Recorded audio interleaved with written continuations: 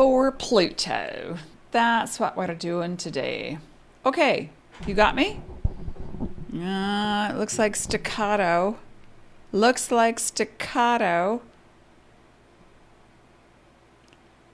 Broadcast was interrupted, but I think we're going now. Hi, Elaine Marolakos Edelson with Astrology Mojo. I want to help you get your mojo back. Not as in mojito mojo, but as in, yeah, you. And if you're not familiar with me and what I say that the planets in astrology don't make you do anything, that we live in a cooperation with the cosmos, so that when the planets make a move, you feel it. When you make a move, that's reflected by way of aspects and angles in astrology. So there's a cooperation. Sun and moon are not planets, however. They are celestial orbs, a star and a moon, to be exact, and do have a little bit more of an impact on who we are. Good morning, Amy. And so today, we're going to talk about Pluto. Yeah.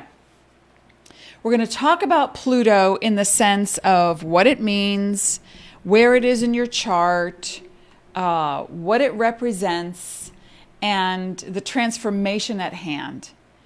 Pluto now is in the sign of Capricorn, and it is conjunct Saturn and Jupiter. So there's a lot going on with the opposition to the sun. And when Pluto lasts about 21 years in a sign, as it goes through a constellation. And so it takes a long time to go around the sun. But a little background on Pluto. Why not? Pluto, believe this when I tell you that it's not always what we think, right? So mathematician Elizabeth Williams, yes, a woman, nobody ever talks about her in astrology. She worked for the astronomer Percival Lowell. And you've heard of the Lowell Observatory? Well, that's who it's named after. And they theorized, Elizabeth theorized the possibility of a ninth planet based on her calculations. And before that could become an actual visual sighting for Percival, he passed away. And then his successor, Clyde Tombaugh, discovered Pluto in 1930 based on Elizabeth Williams and Percival Lowell's information. So Pluto had been there, but had not been yet discovered. It was theorized, then brought to the forefront. Now, this is what Pluto, the symbol, looks like. And it was around 2004-06 that Pluto was deemed a dwarf star by some astrophysicists, because it was smaller than some of its neighboring planets or spheres or asteroids. So they thought, well, let's just downgrade it until further notice. So it's now, some people are wanting to bring it back as a planet. The asteroid Eris is actually bigger than Pluto, so they thought, okay, we have to give definitions to what constitutes a planet. So as they figure that out, in astrology, we're still looking at Pluto as a planet. Now, you can see the crescent. It's a way of looking at the core of a person as they envelop the whole. And let's just get rid of that. And so Pluto represents mystery, being mysterious, alluring, psyche. I call it TNT for the psyche. It's an advocate for the truth.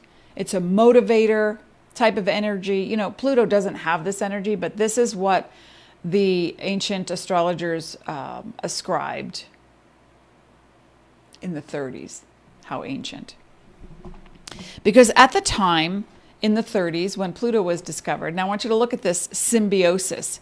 When something is discovered in science, we are also looking at the evolution of something on Earth. right? Isn't that fascinating? So don't fear the idea of Pluto, okay? Pluto is death, rebirth, but it's transformation. You know, plutonium is named after Pluto because it's considered the underworld, the part of your unconscious, subconscious, non-conscious mind, the shore of your unconscious self that doesn't really have legs yet because you're not sure what that thing is. Now, how it manifests, how a person will utilize their plutonian energy. You know, and by the way, plutonium is considered an energy source. That's what fuels the nuclear power plants. And so it's a source of energy. So let's look at Pluto as a powerful source of energy for you toward transformation. Now, where Pluto is in your chart when you were born and in what sign indicates where you're where you lose, have lost, or where you have found your superpower. Your superpower. Your ultimate ability to see through something, to transform something, to be the motivator, the catalyst for something, the spark that sets off the, eruption. And it's literally what lies beneath the surface of that particular house. So if you don't know, by the way, let me just say hello and check in. I just got going right away. Hey, Vicki. And Christine, fascinating, says Amy. Where Pluto is in your chart will indicate your ability to see through the illusions of some of the definitions in the house that Pluto resides. So, for instance, let's say you have Pluto in the 5th house. 5th house in astrology, in the general charts, is guided by Leo and represents fun and risk-taking and romance and children, creativity, just coming up with new solutions. Now with Pluto there, and this I have, looked at in my clients' charts. When a person, whether it's a man or a woman, has Pluto natally in the 5th house, they have trouble either producing the seed for a baby or giving birth. And so, but if you look at how to overcome that, what's the transformation? And typically the people that I have known with Pluto in the 5th house, they're very dynamic people. And they could be considered workaholics or, let's just keep going. We could do this. And so when it comes time to actually creating a family, when it comes time to creating a family, you have to give your body the what it needs. And sometimes people with intense energy, they don't take the time. Or there could be a physiological instance where maybe the woman is terrified of giving birth. The female hyena, alpha female hyena, will give birth once, and then that's it. It's like it almost kills them, and yet they become profoundly changed. So that's what it's like. And I have had male clients who their spouse has had difficulty getting pregnant, and then they looked at their sperm count, which might have been low. So you look at the physiological thing that's going on in the 5th house. When Pluto is around, it's looking at where do you have a fear about what that house represents. So 1st house would be personality. A person with Pluto in the 1st house, you know how when people get into their 50s, etc., they call it the midlife crisis? Well, it's not really a crisis. It's self-discovery, right? I've done so much for other people now, I want to focus on me. Well, people born with Pluto in the 1st house, they have that at birth. So they get going right away. And so their core desire, their core motivation is to actually become something bigger than what was expected of them.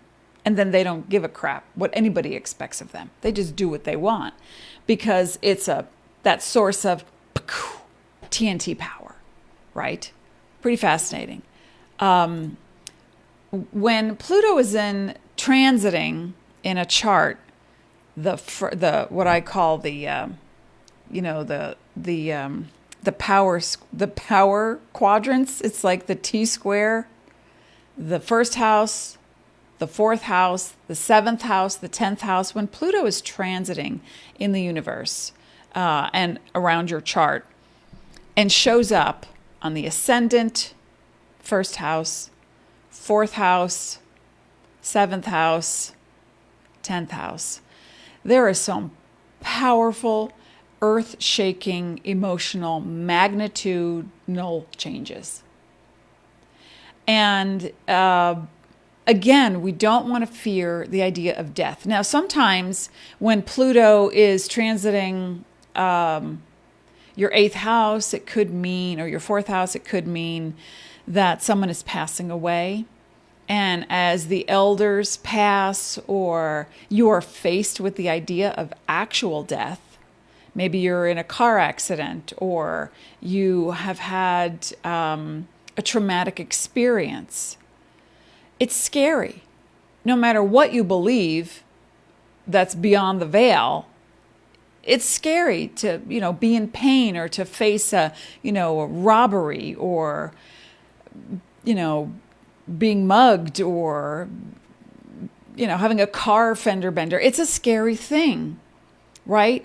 And so what that brings up, if you can get beyond the actual situation, what it brings up is mortality, right? Like, I can say, and I can absolutely say, because I have a natal Pluto in the 8th house, I am not afraid of what's beyond death. Now, I'm not wishing for it. I'm not saying, hey, I got no problem with death. I have an intimate relationship with death because death is merely transformation. But do I want to leave right now? Do I want to leave the comfort of my own body and the 4 walls and the life I have created? No, not yet. No. But when people examine the idea of death, let's take the word death out of it and call it transformation. Because you will never die. But the fear around the change is what starts to build because it's unknown. What'll happen?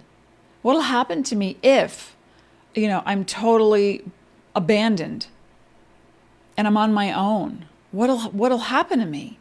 What will I do in my old age? Who will take care of me?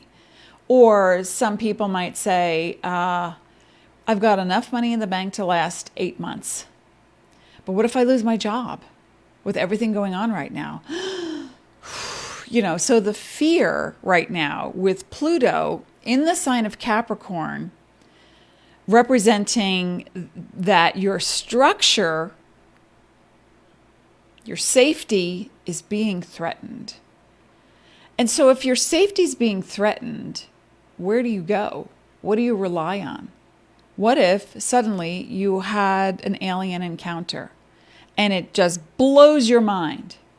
Or a dream where you wake up and you think, that was so real. I drowned in my dream. Don't let anybody tell you that if you die in your dream, you die in real life. That is not true. Ask me how I know. I have died thousands of times in my dream. And that's because with Pluto in my 8th house, I can understand the fear of being shot, strangled, buried alive. I mean, I have had so many experiences in my dreams where I have literally died and ascended. And then I wake up, in a cold sweat, like, what the, really? Do I need to see that? Like repeatedly? It was like evil Groundhog Day. So the experience of Pluto need not be fearful. but it is transformative and you cannot stop it because it's your evolution. It's not a thing happening to you. The planet's not doing it to you. It's your natural state of evolution. Transmutation happens when a biological thing is ready to become its next highest self. And that's what Pluto is really about. Let me check in and say hello. Is everybody stunned? We're talking about death. It's not so much the real death, although many people are being affected right now. Numbers are rising. This is a very bizarre time of what we're experiencing because we got very comfortable in our positions in life, right? We got so comfortable. Oh, I have a job, I have a car, I have insurance. That's what we're going to do for Thanksgiving. This is where we're going for our summer vacation. So it feels very safe and comfortable. And then suddenly here comes a virus and says, oh, well, I'm transmutating. And a virus cannot live outside of a host. So it needs a body. And then comes wait a minute. We have modern technology. We have medicine. We have wherewithal. We have smarts. Why are people dying? Like, what's happening? Right? And we get thrown off our axis. That's a Pluto experience. That's global. So usually when I talk about the undercurrent of something, I like to refer to the Brian Froud fairy cards, the oracle cards. And so when I was talking to the fairies today, because, fairies to some are just a fantasy, but to others, they are an actual experience. I have actually experienced. And call me crazy, but if that's crazy, I'm fine with crazy. And 3 cards wanted to come out for this experience of Pluto right now. Oh, and by the way, before I even go there, if you don't know where Pluto is in your chart, let me just quickly post. You can go here. Oh, I have so many things in front of me on my desk. How's everybody doing? Come and join me. Elaine Marolakos Edelson here. We're talking about Pluto and the dynamic transformation, TNT for the psyche. So whoops.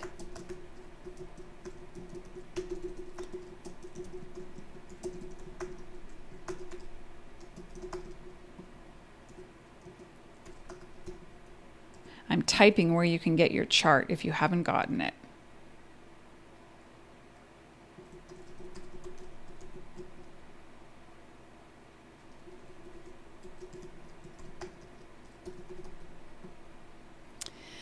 And I just have to double check that that's the correct link. Dean is on a call today, so he cannot assist me. So I'm my own producer today. Yeah, that's it. Okay, cool. All right, cool. There it is.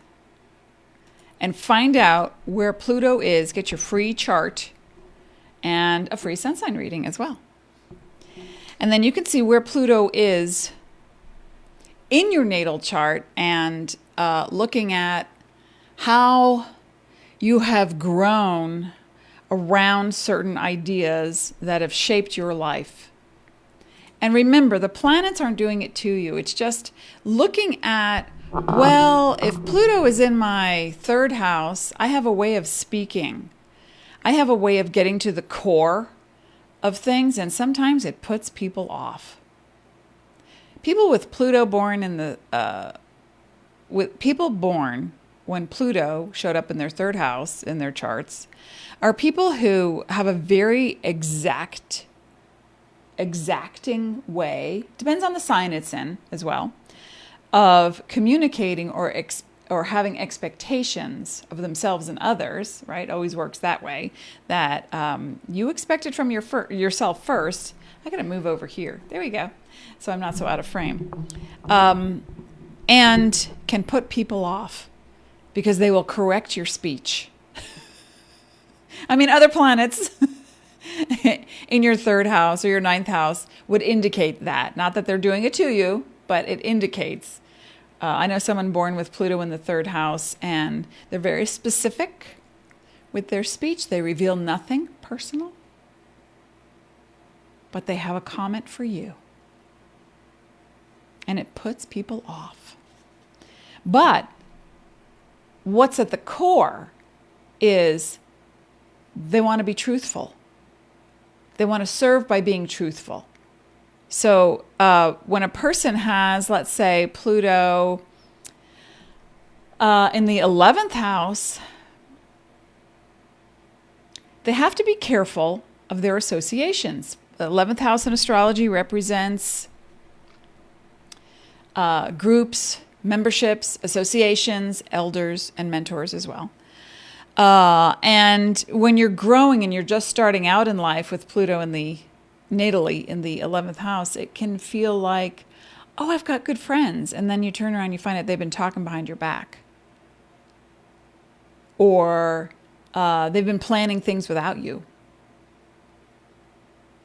So there's a sense of betrayal with groups until you can work out the fear around being in a group. Because remember, everything comes from you.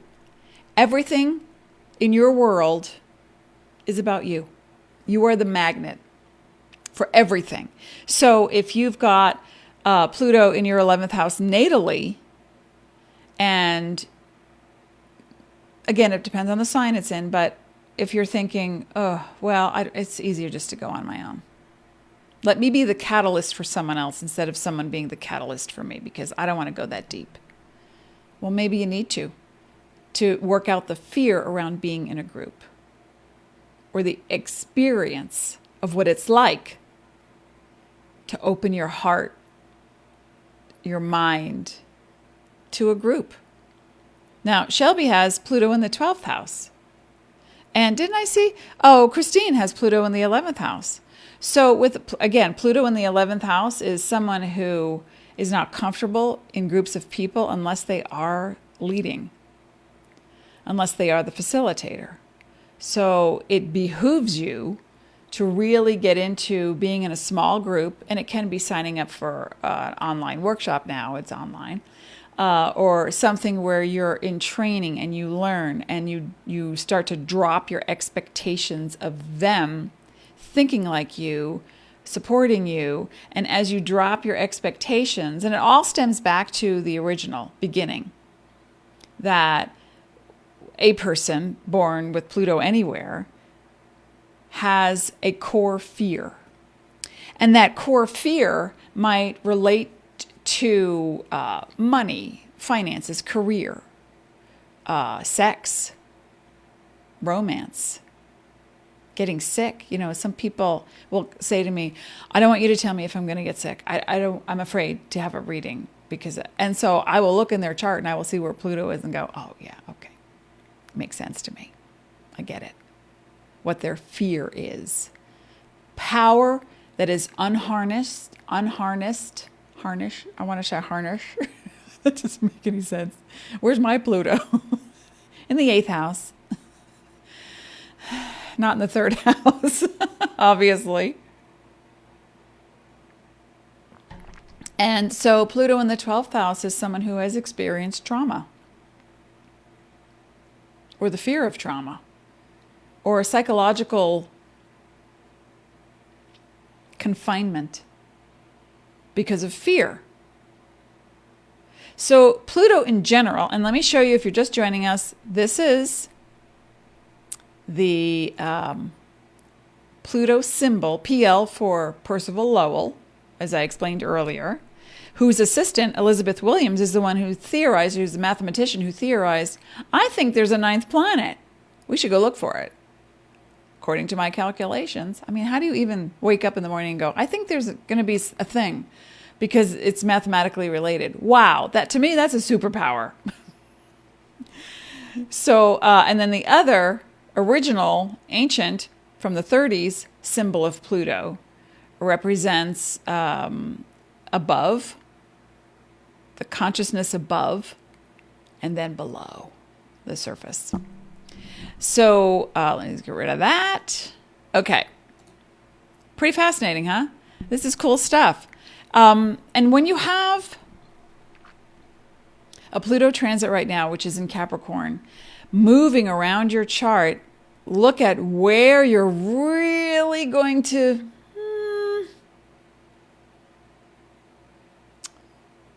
delve into the shadow. The shadow side of you is your unconscious Pluto self.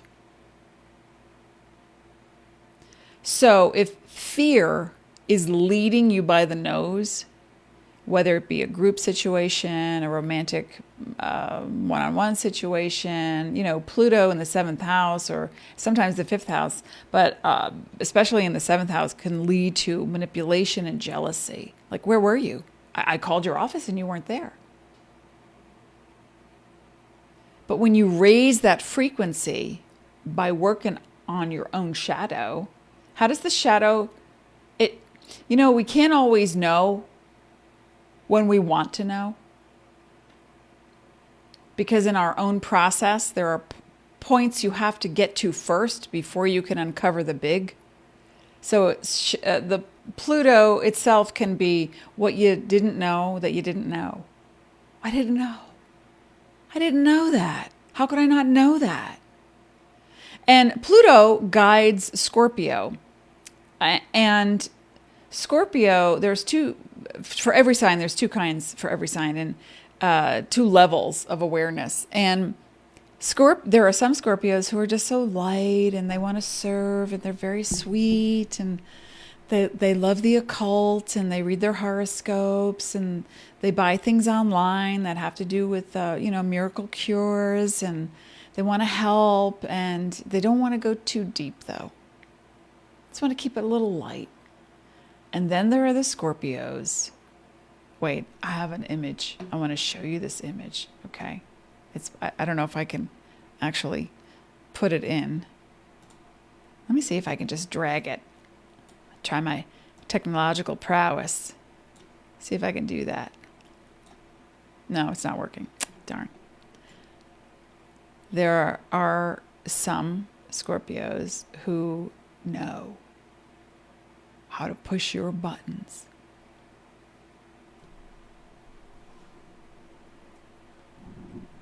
And the downside of that is the manipulation, the control. The I know something you don't, says the Scorpio in the dark. But then there are Scorpios who really want to be able to take the plunge, go deep diving into the psyche, into sexual healing, into profound awareness, the arcane, the mystical arts. It's pretty powerful. Now, not every Scorpio acts like a vampire. But the desire around the spiritual or the religious even, and shedding light on the darkness. Let's look at Pluto as the part of you that's merely in the dark, not evil, not bad, not corrupt, but just not in the light. If we can look at the absence of light is where consciousness is not. It exists on the shoreline. It's a murky kind of, where am I? What am I? And what's my power? I don't even know that I have power. But then when we shed light on it, it's, I didn't know I had that. I didn't know I had that. I don't want that. I don't need that. And then you start to let go of that part of your behavior that does not serve you. Make sense? Let me just check in. And it's a sticky, monsoons are here and my hair is proving it. I had to tame it down. I mean, this morning, I looked like a lioness. How is everyone doing? Okay, let me just check in.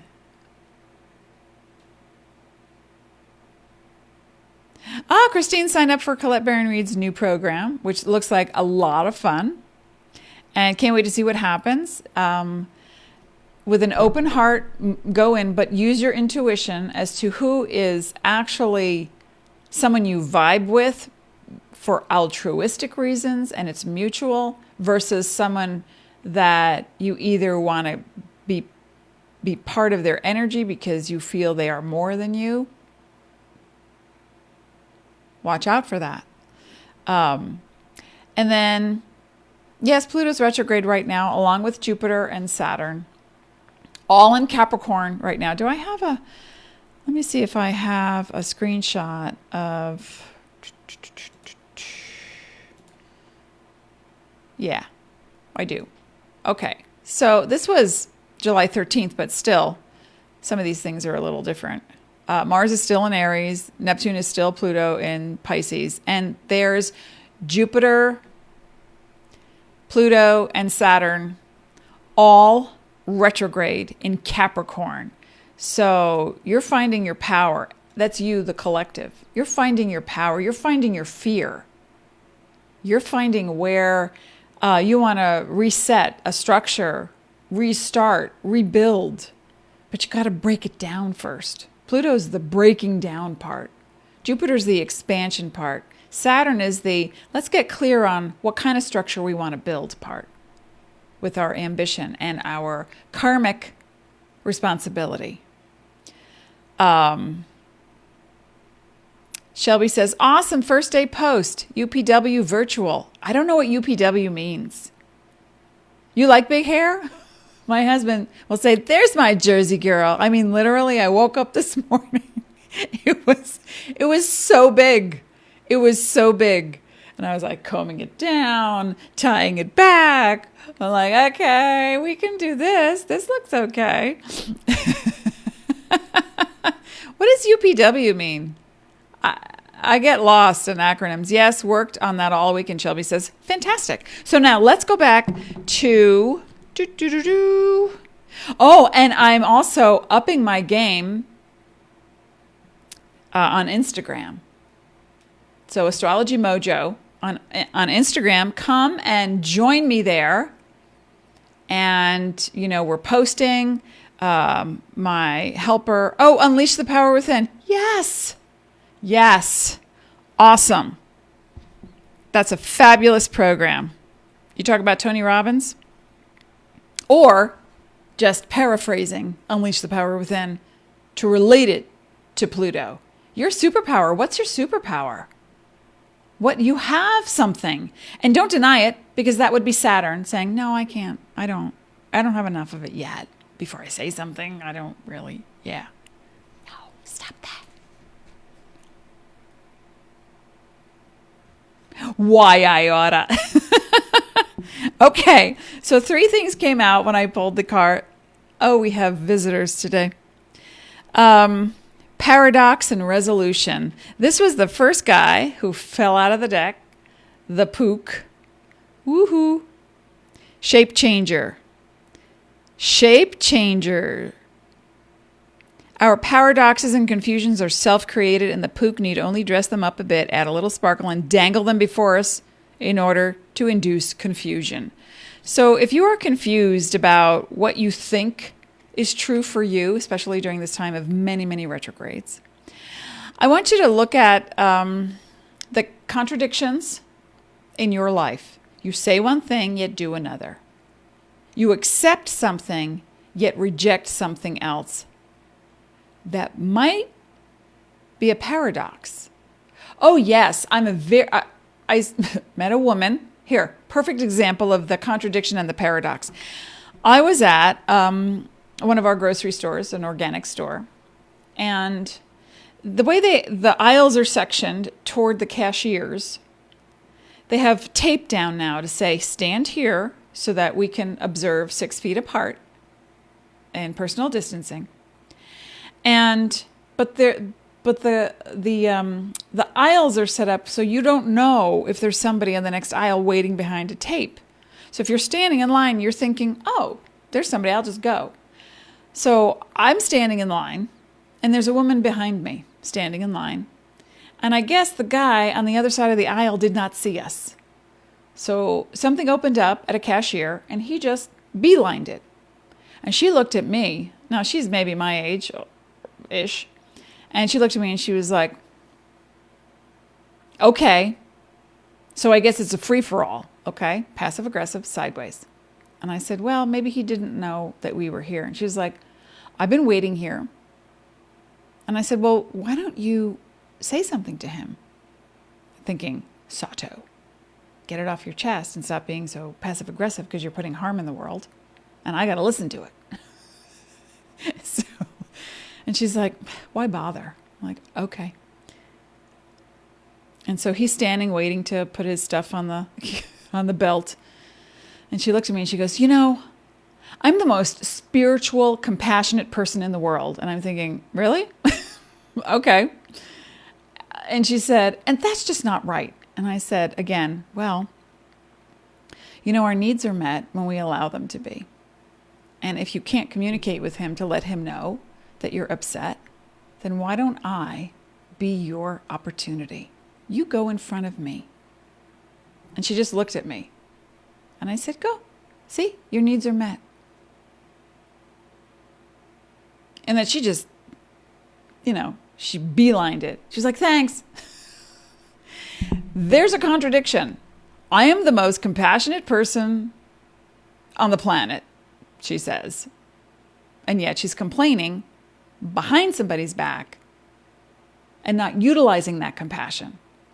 And then when she's given a gift, it's taken as if it were expected, like I deserve. It didn't bother me because she was out the door. So when Pook shows up, look at the contradictions in your life. Does that make sense? Yes, Shelby, Tony Robbins. Yes. I did the program. And my husband did, and my sister did. And actually, Dean walked over hot coals in Tony's program. My sister climbed a 50-foot pole. Wow. So when, have a reality check on the labels you put on things. That's what the Jessica Macbeth says in, the Fairy Oracle. You have to really get to the core of what your contradictions are. Because if you're saying one thing and doing another, that gap puts up a limitation in your life and you think, oh, I try so hard, I work so hard, it's never coming. I can't get it. There's something wrong. What's wrong? There's nothing wrong. You just need to focus on your contradictions. And then what came out, I can't even read this type at the bottom. It's too cursive and I don't know. I'll just go with the number 16. You chopped through a board on the first try. Weed hopper. I'm proud of you. You know how to amass your power. You are your own plutonium. Number 16. Oh, isn't that lovely? What does it say? The Bright Mother. Okay, can you read that at the bottom? Does that say the Bright Mother? What does that say? It looks like the Brigade of Colby. That's what it looks like. The Brigade of Colby, also known as the Bright Mother. Okay. Creativity, nurturing, productivity, intimacy, and sheltering. This is a time of fertility and creativity. And don't hold back. Don't hold back. Okay? Because when you want to see something fulfilled, you have to put your all in it and take that risk and say, yes, I trust. I am supported in this universe. It says but. Well, there is a but in there. But the Bright Mother looks like the looks like a baguette of Colby. Okay, and then the last one, the Laum, Brigadoon, Brigadown, the Laum. And she's waiting. Oh, I opened right to it. Aw, unconditional giving and receiving love. I like that. And if you're feeling stuck or blocked, then this is the time to do something a little different. We implemented in our house many years ago to do one new thing a day. Didn't have to cost any money. Try a different food, think a different thought, have a different approach. One new thing a day. And just to move that energy. And then put compassion into the world. Put compassion into the world. And you know what I find too? The Queen of Cups reminds me a lot of this card in the tarot, the Queen of Cups, because it's really like knowing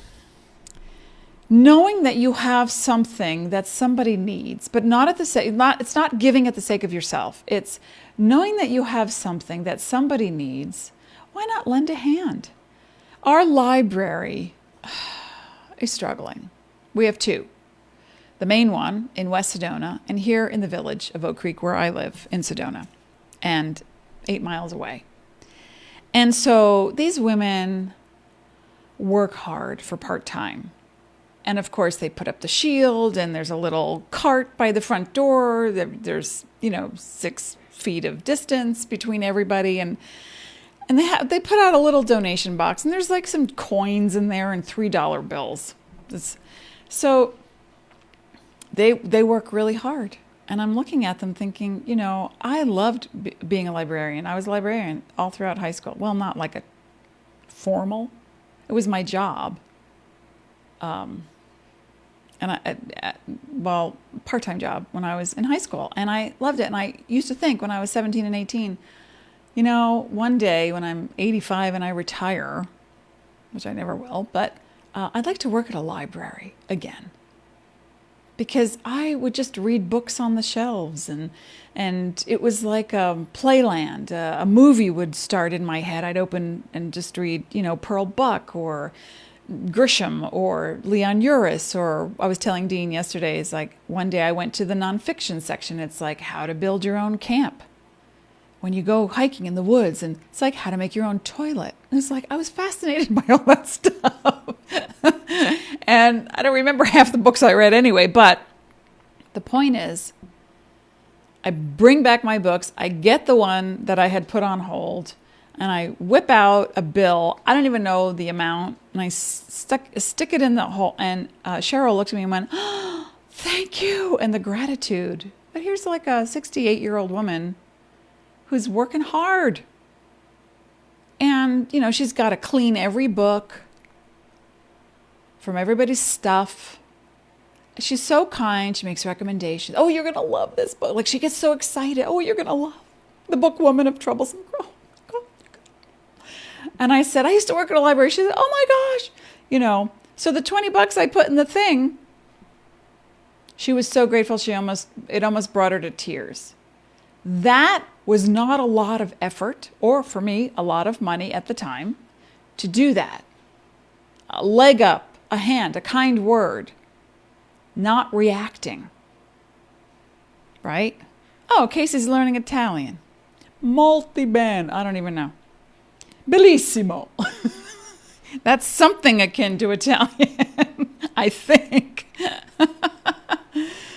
That's where we're going with Pluto. So if you don't know where Pluto is in your chart, you can click on the link that gets you there and get your free chart and a free sun sign reading as well. And the ultimate, I think, I'll talk about a planet now for the next 9 days, when I show up on Mondays and Thursdays. I'll talk about different planets. So Pluto today, because we are experiencing the most profound wake-up calls than since when? Dean is reading a book now on the 1918 and the flu and where it came from and the thousands of people who died and how it was brought to Europe and it started in Kansas. No offense to anyone from Kansas. And they weren't really sure exactly where it came from at this juncture in the book. And so when we have something huge that gets our attention, this, instead of a virus, it could have been an alien invasion, or it could have been, massive earthquakes. We are faced with having to go in, deal with your fear of what do I do now, and then mustering the compassion to help someone else raise their frequency of abundance and their frequency toward awareness, but not at the sake of yourself. We got that? So thank you to all the people, whether they are in the medical community, working at the post office or the library, or staying open so that we can still have some semblance of normalcy, whatever that means. Thank you. And now I can feel my hair getting bigger and bigger because I'm sweating. I'll be back. Just make them learn something hard, like Italian. Give us a word, Casey. Give us a word like happy. How do you say happy in Italian? How do you say something like, I don't know, book in Italian? Say something in Italian for us. And give us a word. We need a word. We need to open our minds to a new word. What's that word? I'll be back on Thursday. Will I? Yes, I will. I'll be back on Thursday, and let's talk about a different planet. Maybe because Mars is now in Aries, let's talk about Mars. Yeah, we're going to do that. So one last time, this is there. There's Pluto. Wait. There's Pluto. Wait. There's more of Pluto. Contenta. Does that mean content? Oh, happy, content. Contenta. Let's end on contenta. And I will see you on Thursday with Mars, who is never contenta. All right. Be sparkly. Be present. Be all of what you are. Speranza, hope. Yay. Yay, I like that. Speranza contenta. I think I met her in high school. She was an exchange student. Oh, Christine, you do a great job of upping the vibe. Well, thank you. I appreciate you. I appreciate you. Now go appreciate yourself and put that into the world, but not at the sake of yourself. As always, I wish you peace. Thank you, peeps. I'll be back.